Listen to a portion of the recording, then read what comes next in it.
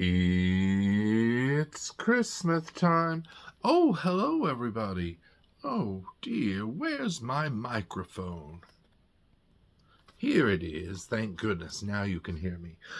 Today, I am reviewing Two Strangers Carry a Cake Across New York, the musical, which I saw in April on my trip to New York with my friend Abigail. Now, Abigail didn't see Two Strangers Carry a Cake Across New York. I think that night she saw Fallen Angels with Rose Byrne and Kelly O'Hara. And I didn't see that, but I would have loved to. But this was just all about musicals for me. So, Two Strangers Carry a Cake Across New York, I was already a big fan of because of the cast recording from London, which still had Sam Tuddy in it. And what was the name of the other actress? Dujana, how does she say her name? Dujana Gift. She played it off West End and West End in 2023 and 2024. And Sam Tuddy played it off West End and in West End and in Cambridge and now on Broadway. Here's something that I don't think I realized. I think we knew that his name was Dougal Todd, but I don't know that I remember her last name being Rainey. So it's Robin Rainey and Dougal Todd. Okay. And here is the poster for that one. But so I was already a fan of this musical. I just heard the title somewhere, and I said, that show sounds amazing. I mean, I love a crazy title. I once wrote a short play called Three Humans Stuck in an Elevator. So Two Strangers Carry a Cake Across New York reminded me of that title. Before I go on, I want to change my shirt, but I wanted to show you. I bought this shirt at Two Strangers.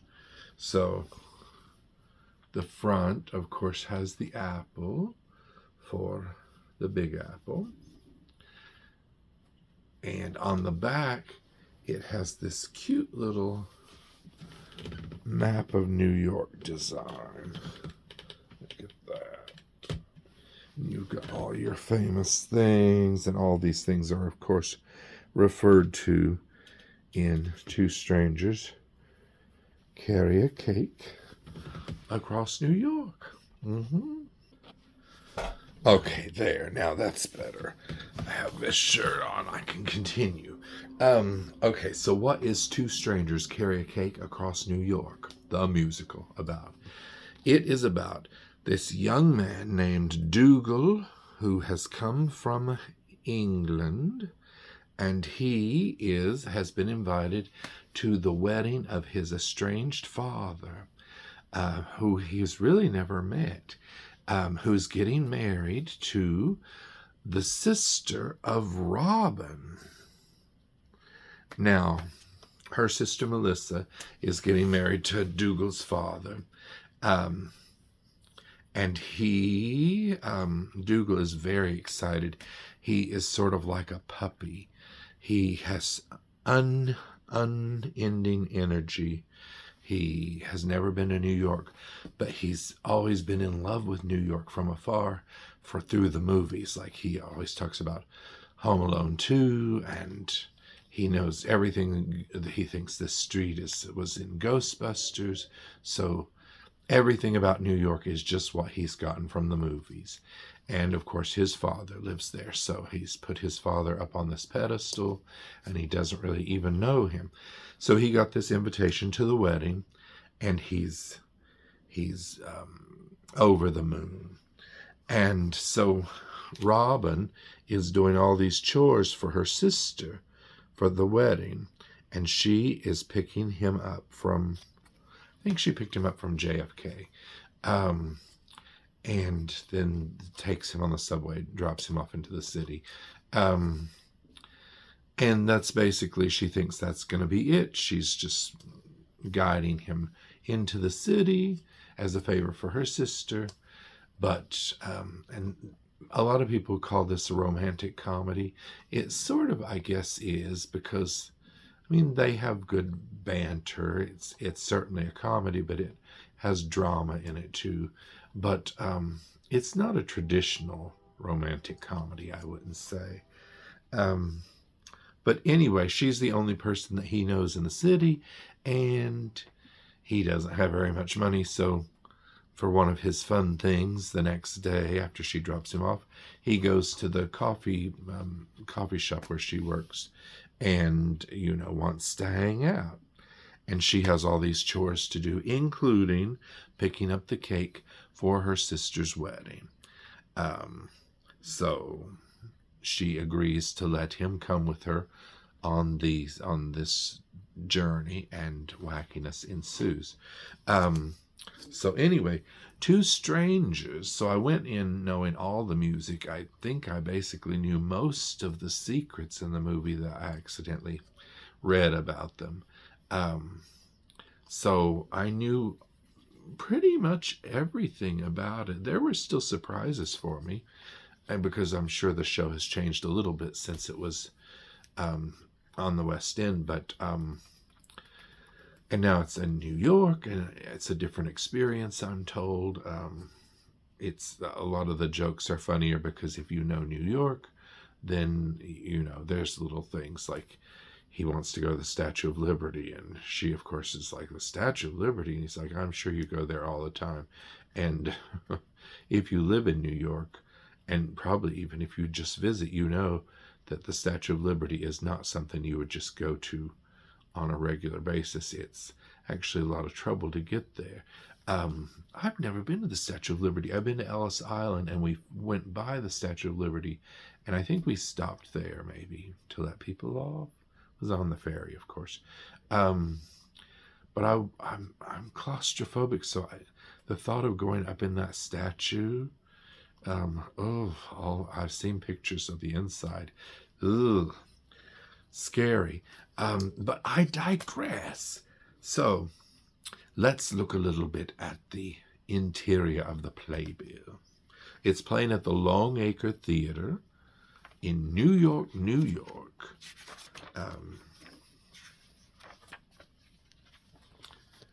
Here it is. Here's Operation Mincemeat, which I didn't see. It's coming on tour, though, so I'll see it there. So, Two Strangers. Now, Two Strangers is by Jim Barn and Kit Buchan. It stars Christiana Pitts as Robin and Sam Tutty as Dougal. And it is directed and choreographed by Tim Jackson, and music supervision by Nick Finlow. Here is the cast of two people, and they are amazing. And then here are the understudies, which I'm sure they are all amazing too. And I've heard a few people who have gone and have gotten one or the other of them. You would think that this is a one-act show, or like 90 minutes. It's not. It's a full 2-act show. Cast list. Nice and short. Song list. You can see all of this. You can see all of this online. But so, Two Strangers. I must say, I loved this show, and I knew I was going to love it. It was really the main show that I was looking the most forward to when I went, and it did not disappoint. Now, I saw it on a Wednesday night, and then I couldn't stop thinking about it the rest of the time. And on Sunday, we had tickets to see Heathers at New World Stages at 1 o'clock. and Abigail was running late. So I ran ahead, and I was getting my ticket at TKTS for Schmigadoon and then going to the theater. Well, I got to the theater, and Abigail had sent me the QR, the little barcode thingy for Heather's. And I won't go into the whole long story, but they kept scanning it, and it wouldn't scan. And then she would resend it to me, and it still wouldn't scan. And the person at the box office wasn't very helpful. But the lady that was scanning the tickets, she was very nice, but nothing would make this ticket work for Heather's. And I thought, you know what? It's not meant for me to see Heather's. I'm going to go see Two Strangers Carry a Cake Across New York. And it was raining, and it was cold that day. And I sat in the orchestra this time. I was up in the balcony the first time. So I got my ticket at TKTS, went to see Two Strangers, sat in the orchestra, and oh my God, it was like a religious experience. It was the show I needed that day, and it felt like they were just playing to me. I cried the whole time. I laughed. I was just in that world. And so on the Wednesday night, I waited afterwards at the stage door, and there was it wasn't a huge crowd, but it was a nice long line of people. And she went to one end, he went to the other end. He came to my end first, and I was like right at the end, on the left side of the line, behind barricade things. And then she went to the right, and then they sort of crisscrossed. So he came to me first, and he signed my thing, and I was happy that they signed right on the boxes of cakes, because I hate it when actors accidentally sign over their faces or something. I really don't like to get autographs on things if I don't have another copy, because I got all the autographs from people at All Shook Up, and they were all young and very excited that they were signing autographs. Well, I couldn't get back into the theater to get another copy of the All Shook Up program. So I just had the one, and it looks like you can't even tell what show it is. There's so much black all over it from the writing. So I don't really like autographs if I don't have a plain, clean copy and then one to put the autograph on. But they were so nice, and I was too shy to ask to have pictures made with both of them, and I would have loved it, and I should have done it. But so I won't sing any of the songs from it, and though I do know them, and I'll do another video one day with that, because my videos are too long, I think. But yeah, let's talk about the Tony nominations. Okay, so they got 8 Tony nominations. Best Musical, Best Performance by an Actor in a Leading Role in a Musical, Sam Tutty. Best Performance by an Actress in a Leading Role in a Musical, Christiana Pitts.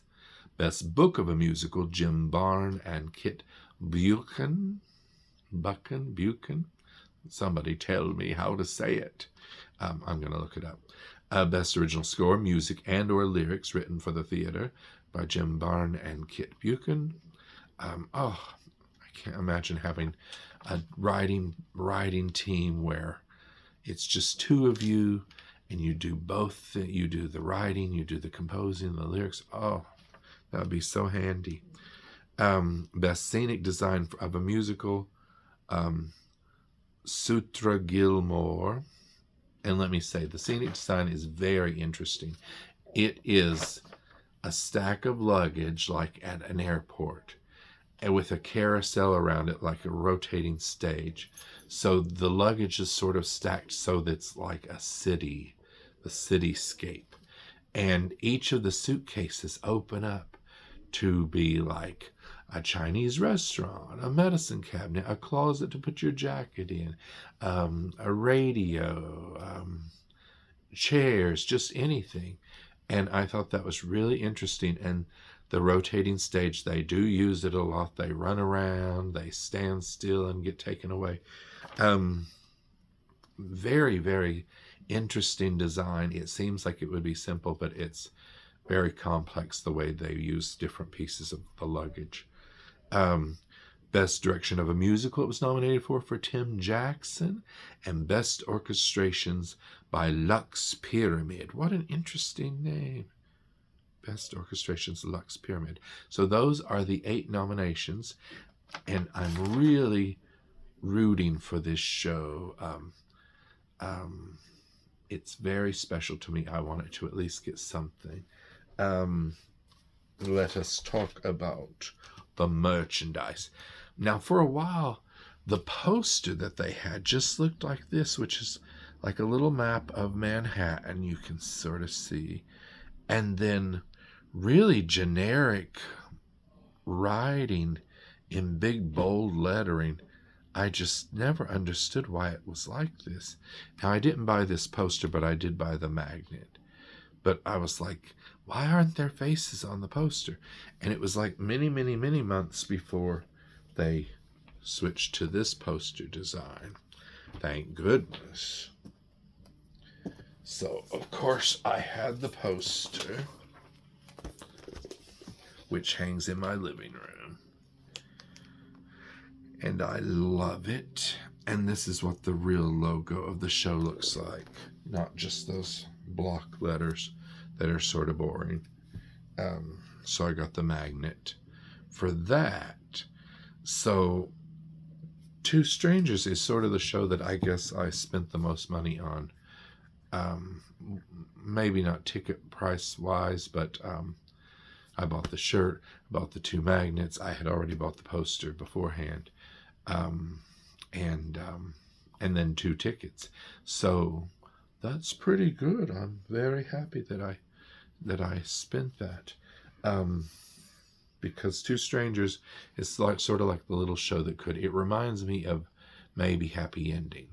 That's sort of, it hasn't been a huge smash, but it's been consistent, and it's cheap enough with a two-person cast that it's cheaper to produce than, say, The Lost Boys or Ragtime with that huge cast. But yes, so it's playing at the Longacre Theatre. We'll all be watching excitedly on June 7th for the Tonys to see if they win anything. So if you get a chance, and there's going to be a national tour, so that's exciting. Probably in 2027. I forget when they said it would be. But if you get a chance to go to New York in the meantime, do go and see Two Strangers Carry a Cake Across New York, the musical. Okay, I'll see you the next time that it's Christmas time.